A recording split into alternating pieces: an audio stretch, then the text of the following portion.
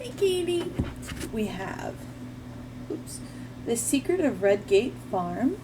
We are on Chapter 11, A Midnight Message. When shall we visit the cave? George asked. As soon as we can, Nancy answered. Of course, we must help Jo and her grandmother with the work. Since there was no further evidence of activity on the hillside, the girls went to bed. The next morning, George remarked as she helped Nancy make her bed. What do you suppose those strange men do between ceremonials? It certainly is strange how much time they spend in that cave. What puzzles me is those automobiles that were on the hillside, Bess said. Why did they come? Surely those men were here for something besides ballet dancing. What's your guess, Nancy? I'm afraid I haven't any answer, but I mean to find one for Mrs. Bird and Jo's sakes. The three girls learned that Reuben was due to be absent most of the day and offered to do his chores. During the morning, they picked cherries and took them to town to sell at a local market. When they returned, a small, strange car was standing in the driveway. Loud voices were coming from the living room. I don't have to sell, and I won't sell, Mrs. Bird said with finality in her tone. That's what you think, a man said sneeringly.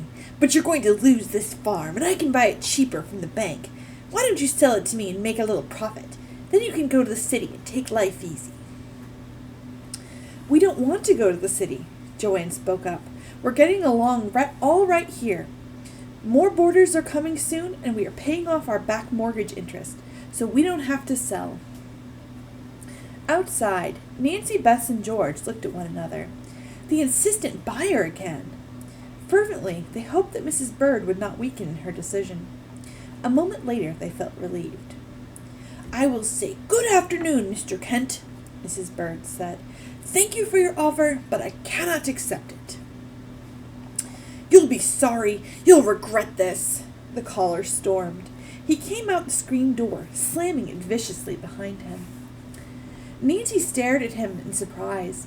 Mr. Kent certainly was one of the most ill-mannered men she had ever seen. And also, she thought wryly, one of the most tenacious. Why was he so determined to buy the Bird home?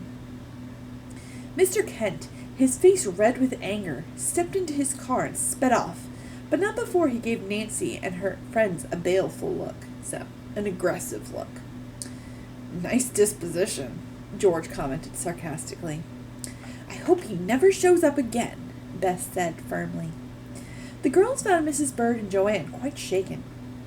I can't understand that man's persistence, the woman said. Nancy was sure the matter was tied in with the cult on the hillside, but did not mention this theory. She merely said, Try not to worry about Mr. Kent. I doubt that he'll return. Soon the incident was forgotten as preparations for supper were started and the farm animals were fed. George elected to take care of gathering eggs from the hen house.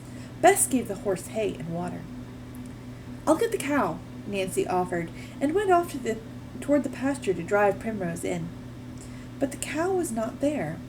Nancy walked around the fence surrounding the field to see if there was any opening through which the animal might have wandered. Finally, she found one, and saw hoofprints leading toward a patch of woods. Nancy dashed off among the trees. She had never been that way before, but there was only one path to follow. Several times she paused to listen, and thought she heard the faint tinkling of a cowbell somewhere ahead of her. It was rapidly growing dusky in the woods, and Nancy hurried on. Again she stopped to listen.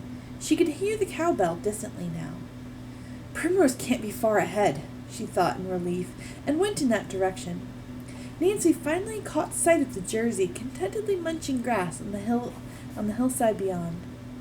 Nancy stopped short and gave a gasp of astonishment.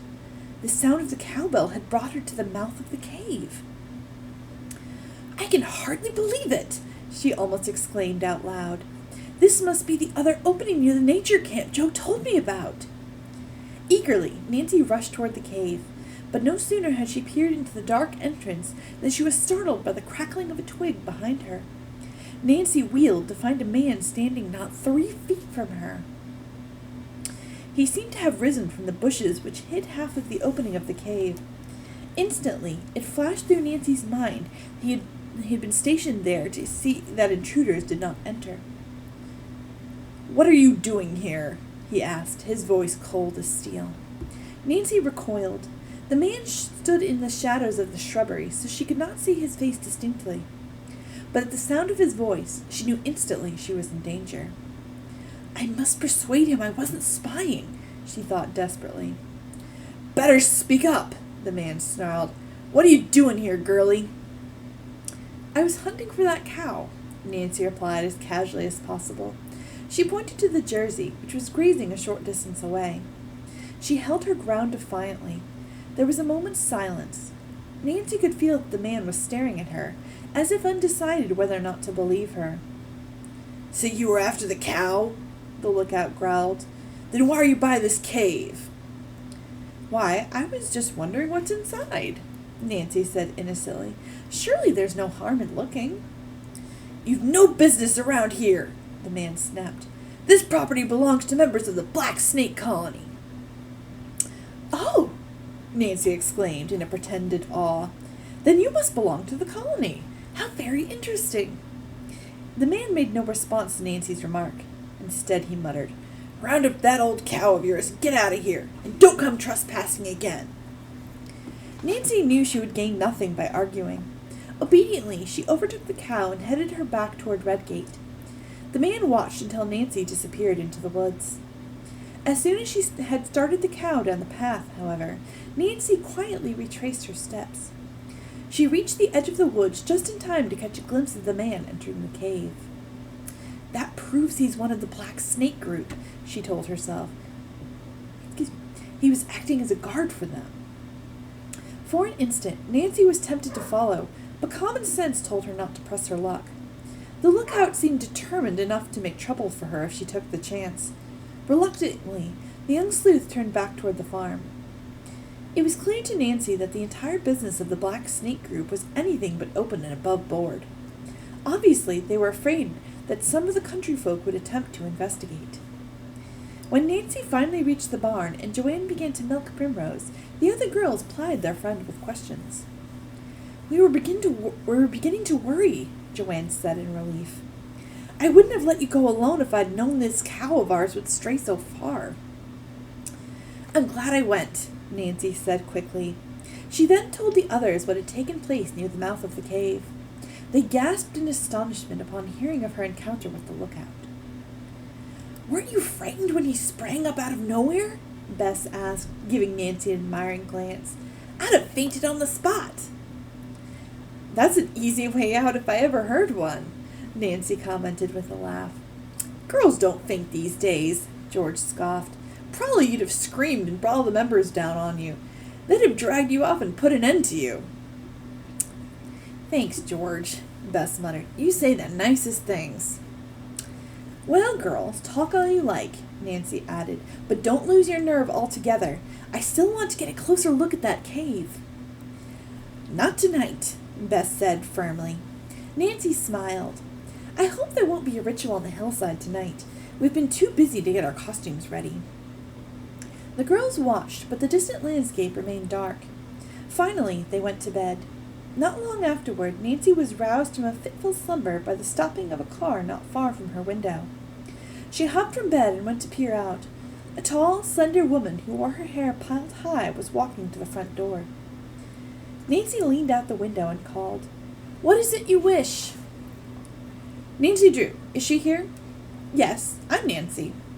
"I have a letter for you." Nancy did not recognize the woman's voice, but she might be disguising it. "From who?" "Your father." "Why are you bringing it now?" "It's an urgent message," the strange woman said. "I'll leave it on the doorstep." She dropped the letter, hurried into the car, and the man at the wheel drove off. Heart pounding, Nancy put on her robe and slippers and hurried down to the front door. We'll have to find out what's in that letter next time.